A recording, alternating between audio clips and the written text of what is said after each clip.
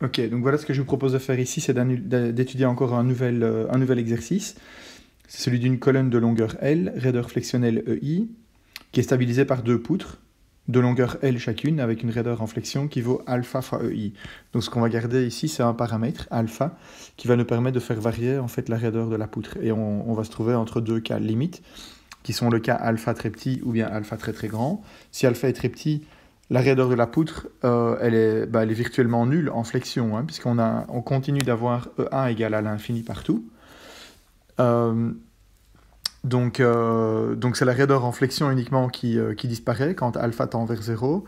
C'est un peu comme si vous aviez finalement juste un câble, hein. Au bout du compte, il n'y a pas de raideur en flexion, mais par contre, on conserve une raideur axiale. Dans ce cas-là, le point qui est le sommet du poteau ne peut pas se déplacer transversalement parce qu'on a des appuis qui sont des appuis rotulés ou des appuis fixes, pas des appuis à rouleau aux deux extrémités.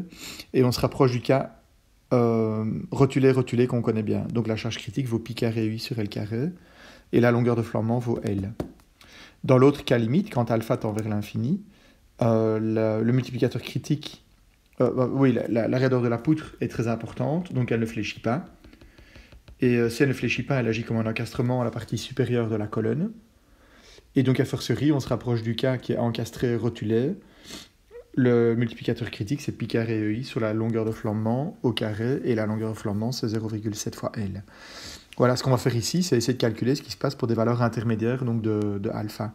Ce problème-là, c'est un problème qui est bien connu, qui est un petit peu à la base de ce que vous connaissez, ou vous connaîtrez très prochainement dans le cours de construction métallique et mixte, où on calcule des stabilités de colonnes qui sont extraites de bâtiments. Donc en fait, on doit être capable de pouvoir vérifier la stabilité de colonnes de bâtiments, sachant qu'en réalité, il y a des poutres qui viennent aux extrémités des colonnes.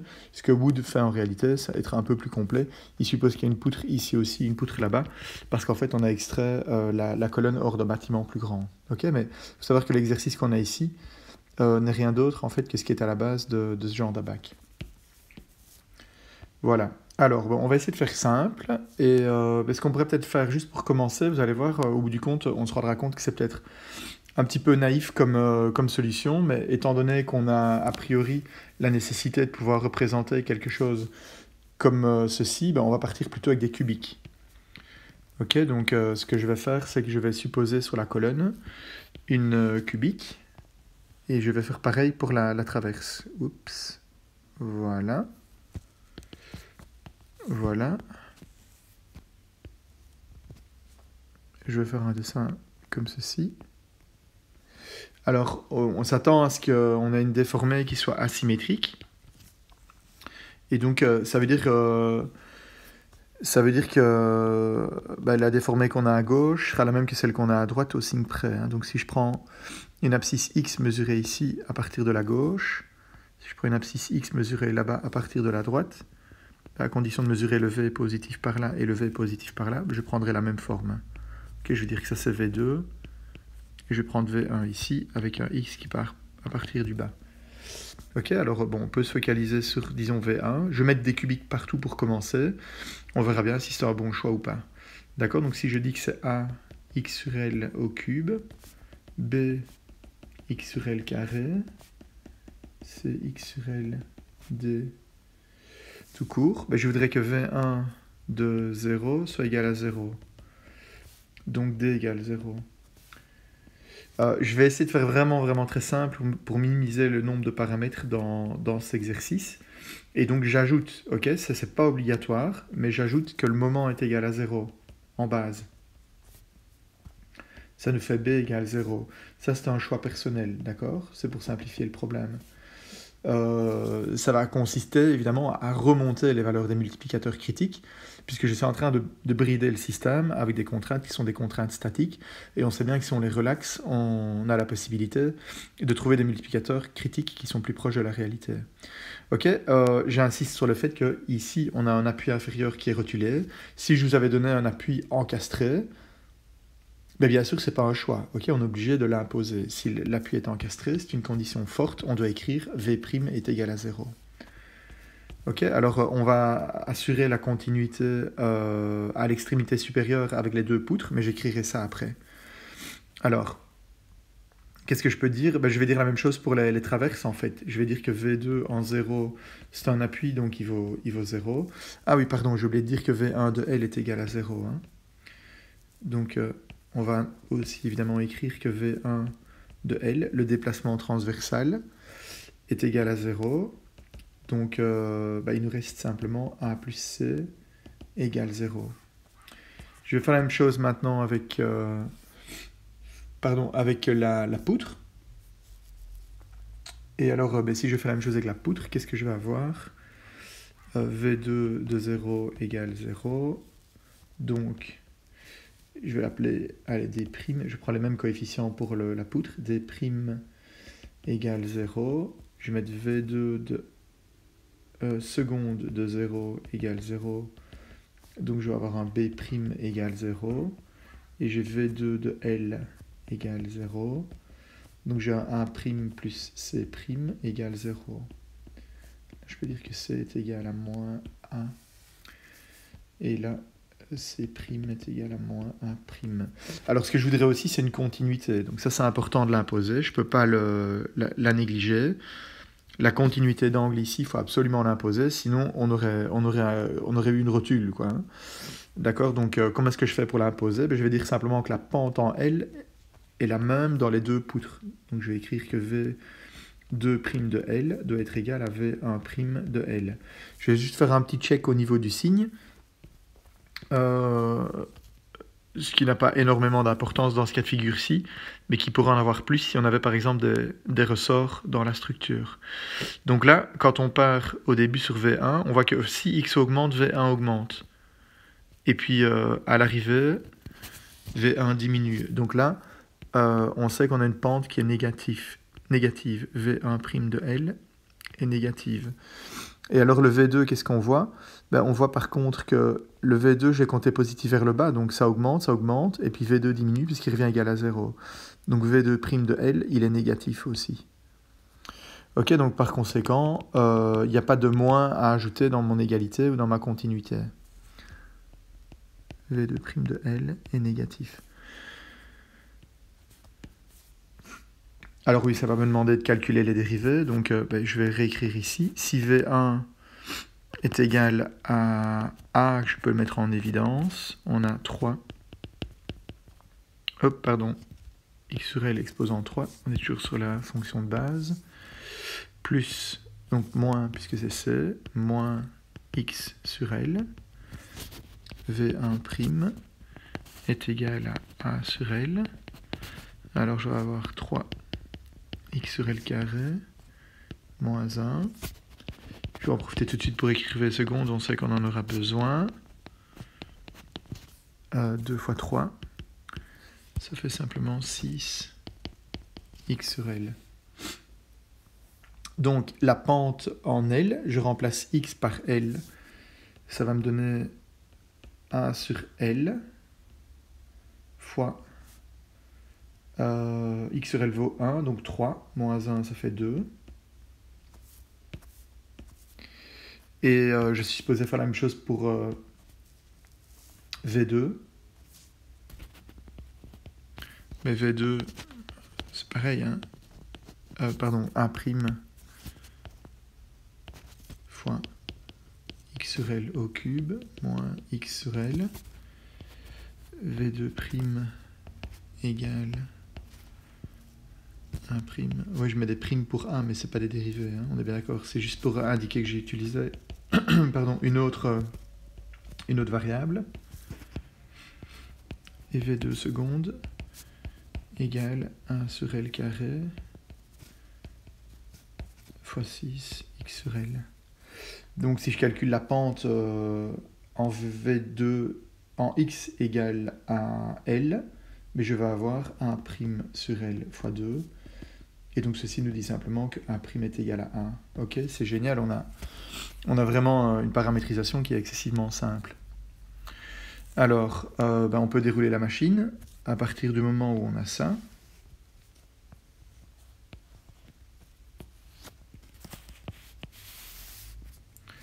On va pouvoir écrire U, l'énergie potentielle de déformation. Je commence par la colonne qui est comprimée. EI sur 2,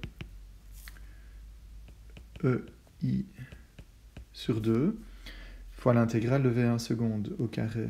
Donc c'est l'intégrale de 0 à L. V1 seconde, donc on va avoir 1 carré sur L exposant 4. 6 fois 6, 36.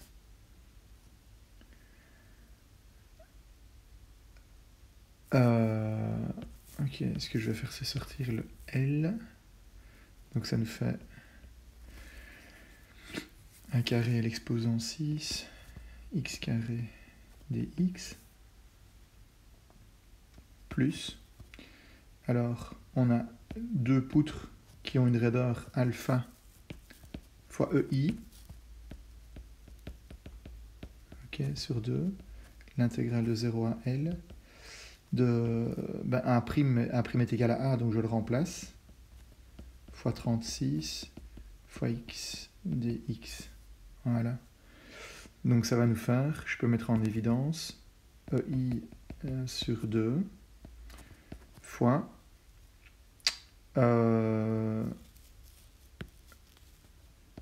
1 plus 2 alpha. Alors je peux mettre un 1 carré sur L exposant 6, 36. Et il nous reste l'intégrale de x carré. Et donc ça va nous faire x3 sur 3. Donc on aura simplement L exposant 3 sur 3. Donc ça nous fait EI sur 2, 1 plus 2 alpha, fois L cube au dénominateur, et 12, et 1 carré. Le 1, on aurait pu le poser égal à 1, on sait bien que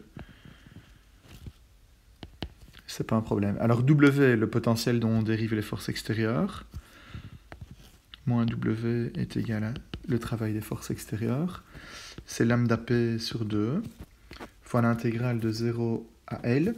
Qu'est-ce qui travaille ici? Une seule charge qui vaut lambda fois P, ici. Et donc, son déplacement vertical, c'est uniquement l'intégrale sur ce qui se passe au niveau de la colonne. Donc, de 0 à L, de V1' au carré. Donc, j'ai 1 carré sur L carré. Ensuite, 3x sur L au carré moins 1 au carré. Je pourrais peut-être directement développer, hein, puisque ce sera plus facile. Donc ça va nous faire 9 x sur L exposant 4 moins 6 x sur L au carré plus 1 dx. Vous savez que le calcul de TE, si vous avez déjà fait quelques exercices, c'est souvent un petit peu plus long. Parce que justement, on doit développer le carré d'une grandeur qui n'a été dérivée qu'une fois, au lieu de 2. Alors, donc, si je dois primitiver tout ceci, je vais avoir, donc il y a un L, et je vais écrire ici 9 fois L exposant 5 sur 5, moins, alors ici, on a 2, non, 3, pardon, 3x exposant 3, oh là là, un petit peu ramolli là, non, c'est un 2, sorry, hein. 2x3, la primitive, donc la dérivée, ça fait bien 6x carré, donc ça nous donne un 2 ici, et ça nous donne un 1, donc plus L, mais que j'ai déjà mis devant la parenthèse, donc plus 1. Alors, donc ça fait 9 cinquièmes moins 1, ça fait 9 moins 5, 4 cinquièmes à l'intérieur de la parenthèse. Donc, lambda P demi, 1 carré sur L, fois 4 cinquièmes. Alors, on est dans une approche de type Rayleigh, on n'a gardé qu'un degré de liberté, vous l'avez observé, vous l'avez remarqué. Donc, qu'est-ce qu'on va pouvoir simplifier? Le 1 carré et le demi. Et donc en égalant U et TE, U plus W égale 0, c'est-à-dire U égale TE, c'est-à-dire lambda P critique est égal à EI sur L carré. EI sur L carré multiplié par 1 plus 2 alpha multiplié par 12 fois 5 sur 4. Ok, 12 quarts ça fait 3 et 3 fois 5 ça fait 15. Ok, donc je vais faire fois 15. Voilà, nous y sommes. Hein. Nous y sommes, on a calculé la valeur de lambda critique. On pourrait calculer aussi la longueur de flambement. On dit simplement que lambda critique est égal à pi carré EI sur la longueur de flambement au carré. Et donc vous allez voir que la longueur de flambement est égale à pi fois L divisé par tout le coefficient qui est là, 15 fois 1 plus 2 alpha. Voilà. On pourrait regarder des cas limites et voir ce que ça donne en fait dans les cas limites.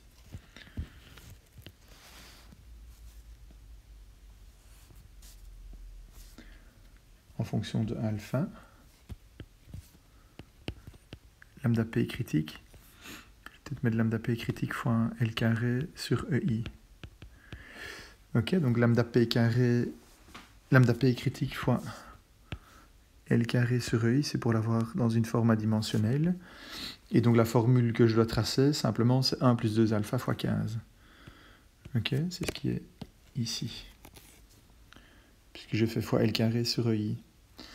Et donc, si alpha vaut 0, ça fait 15.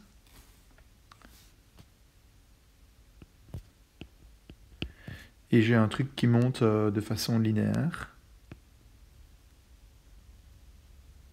Comme ceci. Alors qu'on sait que la solution exacte, normalement, ça devrait être pi carré. Donc en fait, on n'est pas super bon. Hein. Ça devrait être pi carré. Et par contre, l'autre solution exacte, quand alpha est très grand, ça devrait être pi carré sur 0,7 au carré. Ok, et alors ça vaut pi carré, l'inverse de 0,7 c'est 1,43 de mémoire. Ça fait... Ah bah oui, c'est ça, en fait l'inverse de 0,7 c'est à peu près, au carré c'est à peu près 2, donc ça nous fait 20,14. 20,14. Et ça, normalement, c'est quand alpha tend vers l'infini, on devrait avoir cette valeur-là.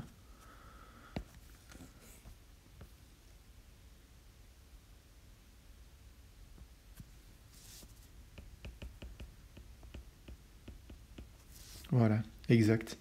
On peut vérifier quelques valeurs numériques aussi. J'ai fait tourner juste avant de démarrer la vidéo. Je fais tourner le même petit modèle dans Beams. Vous pouvez le faire vous-même. Et qu'est-ce qu'il m'a donné? Évidemment, alpha égale 0, c'est pas évident pour lui. Donc j'ai mis 0,1 pour dire d'avoir une valeur petite. De toute façon, la solution théorique, on la connaît, hein, c'est pi carré. Donc là, si j'écris lambda P critique fois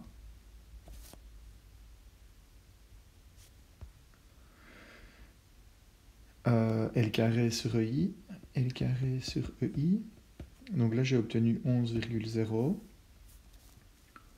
On sait bien que si j'avais mis 0, j'aurais obtenu pi carré, d'accord, donc 10. Si je mets alpha égale 1, ça me donne 15,8. Si je mets alpha égale 10, ça me donne 19,6.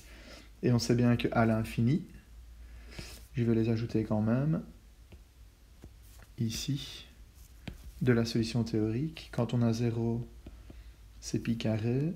et quand on a l'infini, c'est 20,14.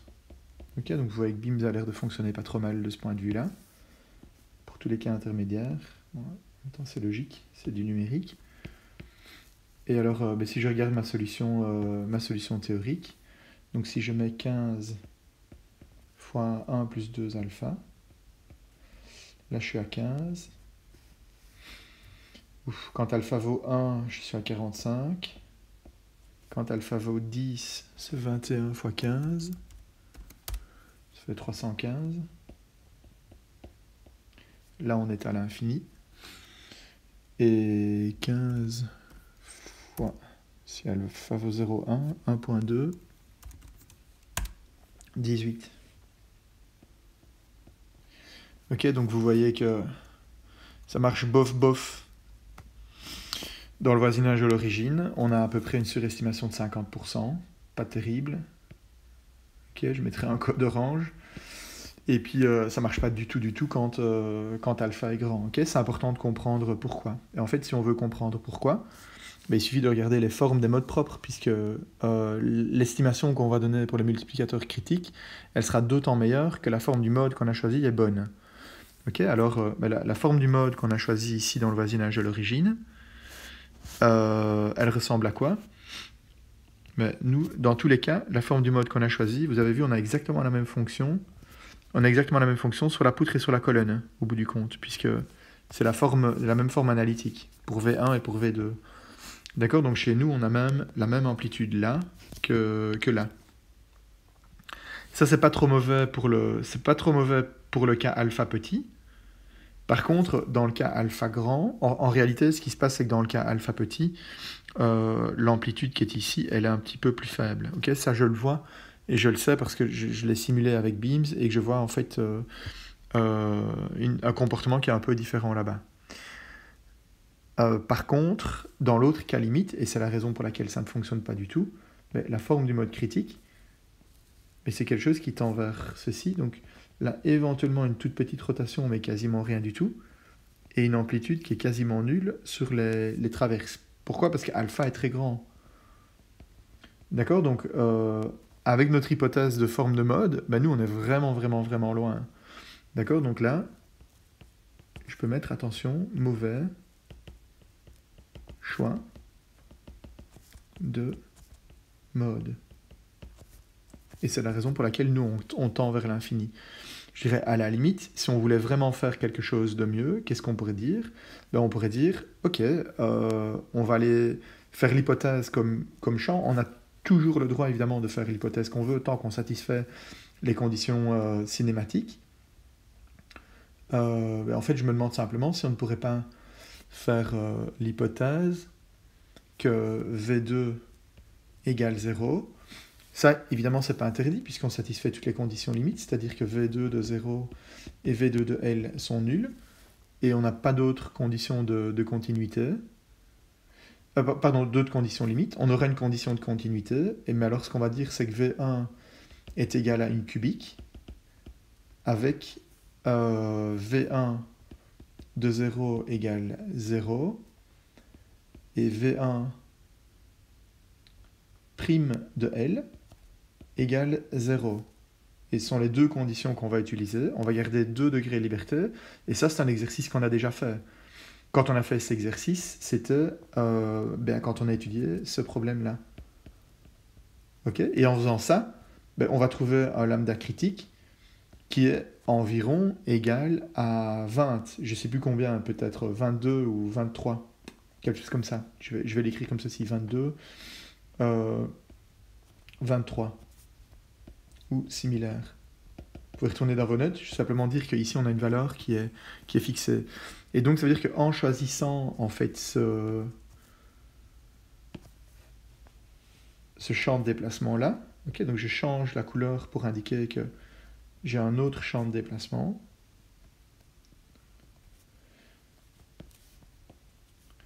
Qu'est-ce qu'on va voir? On va avoir bien sûr quelque chose qui est indépendant de alpha, hein, puisque V2 est égal à 0. Oups. Voilà. Donc on devrait récupérer quelque chose qui est comme ça, avec donc une amélioration qui est substantielle, puisqu'au lieu d'avoir quelque chose qui tend vers l'infini, on a ramené ça à cette courbe-là, qui est seulement légèrement au-dessus de la solution exacte. Alors ce qu'on pourrait faire aussi pour améliorer les choses, c'est de dire, ah ok, c'est bon, je vais repartir sur la même chose qu'avant, donc je vais reprendre les mêmes fonctions d'interpolation que celle-là. Copier. Je vais juste faire autre chose, je vais changer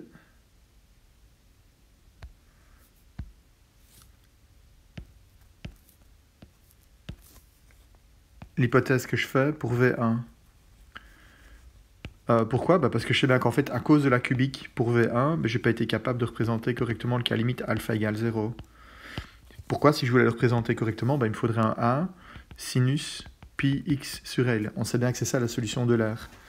Et donc si à la place j'avais pris ça, ça m'aurait donné comme dérivée première, dérivée de sinus, donc pi sur L fois le cosinus de pi x sur L. Pi sur L au carré sinus de pi x sur L avec un moins devant. Alors il faut juste que je vérifie la condition de continuité. Donc mes conditions limites sont bonnes. Hein. Donc si je vérifie V1 de 0 est toujours égal à 0, j'ai V1 seconde de 0 qui est nul aussi, pas de problème. J'ai V1 de L qui vaut bien 0 parce que j'ai mis un sinus. Il me reste la condition de continuité ici à assurer. Donc il faut m'assurer que V2' soit bien égal à V1' de L. Ok, et après avoir fait ça, en fait j'ai une bonne base de fonction. Donc en fait il faut que je vais appeler ici ce A, je vais l'appeler A bar. Donc V1' de L égale à V2' de L. Et donc A bar sur L est égal à moins 2. Ah non, pas moins 2, plus 2. 3 moins 1, 2. A' sur L. Et donc, pardon, il y a un pi aussi qui vient ici.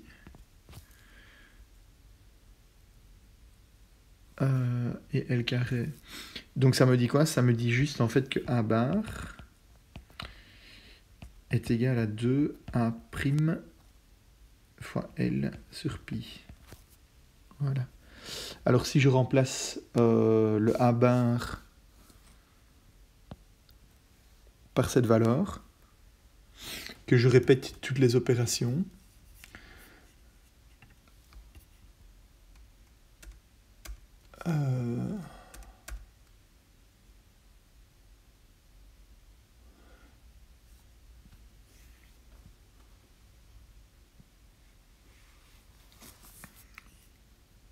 ah non, le sur L, je l'ai déjà mis, je suis désolé. Il n'y en a qu'un qui doit apparaître. Là, c'est pi.